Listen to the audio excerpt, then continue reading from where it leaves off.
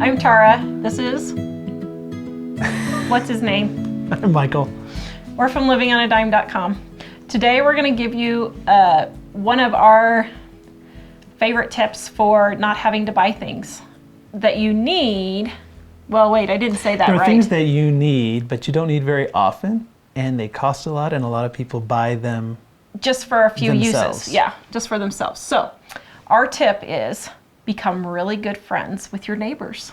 So if our neighbors are watching this, no, we're not just using you, but one thing we do is we share a lot with our neighbors. Now, we're very fortunate. We moved into a cul-de-sac here in Colorado 4 years ago, and every neighbor is the best. I mean, we really, I don't know how it, well, we were the first house, and we went and met everyone right away. Yeah, and brought them brownies. And explained that, hey, we want to have a good neighborhood here, and we all want to hang out, be friends and hang out, yeah. And they seem to all have the same idea. So because of that, we were able to become good friends with all of our neighbors. But one of the things we do is we always borrow stuff from each other. And just today, my neighbor came and asked if we had a pair of tin snips. And I said, sure, we do. It's right here in the drawer. And I said, just throw it back in here when you're done. He's like, okay.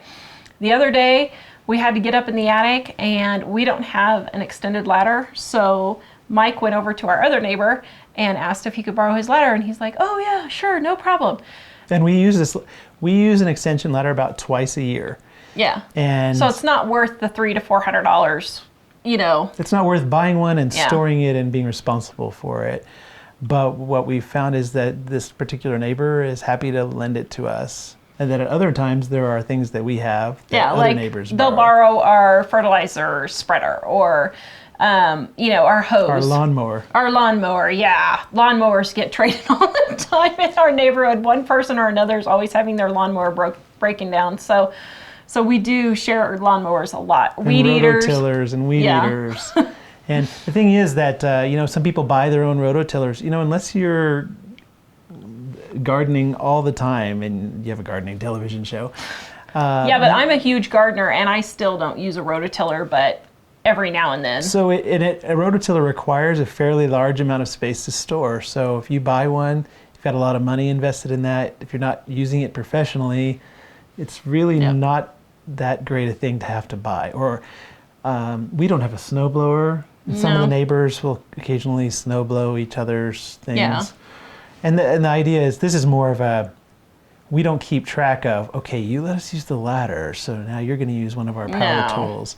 It's pretty much, we all know we're friends, we all know who has which things are ours, and we figure somewhere along the way it's going to end up washing out, and everyone pretty much gets what they need without having to buy it all separately. So here's a couple of tips on how we actually became good friends with our neighbors. We did a couple of things.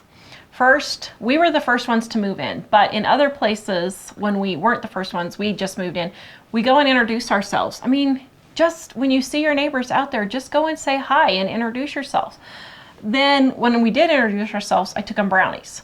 When we have a time where our car breaks down and our neighbor will come and help us get it started again, I'll make them some brownies or some cinnamon rolls or something as a thank you. Be considerate, People be kind. love to be thanked. And even, we trade with the neighbors, but there are other people that we don't trade with, and just being thanked and, baking brownies is not a big deal. Yeah. And, for $1 worth of brownie mix, it's really a kind gesture. And even like the other day, we went and shoveled their driveway. They had a new baby. We helped them shovel the new driveway. So just be kind and helpful. And, another thing we do, which people kind of think we're crazy, but now the whole neighborhood has started, is we wave at everybody. Whenever they come and go, we always make sure we wave and smile and say hi. And so if you just do those couple of little things, you can get to be really good friends with your neighbor, and that can help you save a lot of money. Well, also, when we first moved in, we would go introduce ourselves and try to remember their names long enough to get home and write them down. And at some point, I ended up writing a kind of a map of our little area, noting which people lived at which house. Because, it's natural that you're not going to remember somebody's name the first time, but people like get if you know their names. And find out what they do.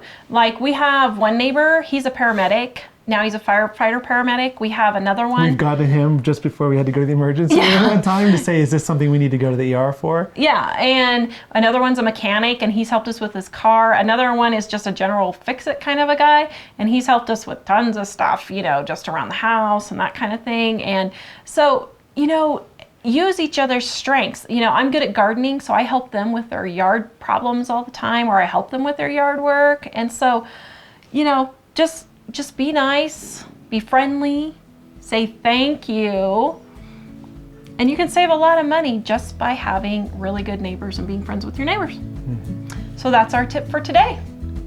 Please visit us at livingonadime.com, subscribe, tell us what you think.